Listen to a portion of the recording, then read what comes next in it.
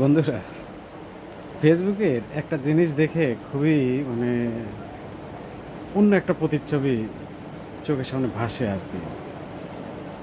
এই যে ধরেন এখন যারা লাইভ টাইভ প্রোগ্রাম করেন আর কি, বিভিন্নভাবে আপনাদের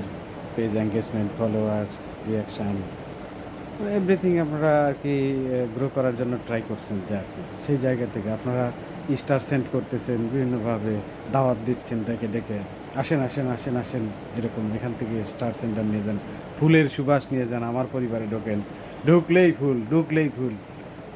এই যে নানান জিনিসভাবে আপনারা যখন এই নতুন নতুন আমাদেরকে ডাকছেন আর কি,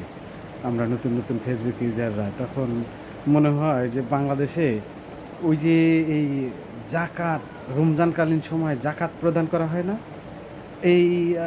সাধারণ মানুষ, নিম্নবর্ণের মানুষ, খেটে খাওয়া দিনমজুর, কুলি মজুর, এই যে এই সব মানুষগুলো,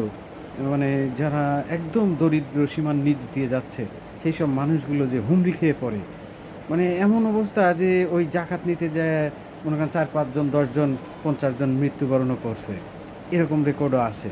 তো বিষয়টা হচ্ছে হলো ওই রকম, মানে ফেসবুকে যারা আসলে এই ধরনের কাজকাম করে করে থাকেন, সত্যই ওই ছবিটা আমার চোখের সামনে ভাসে, যে আমরা নতুন যারা, মনে হয় আমরা সেই জাকাতখোর। ধন্যবাদ।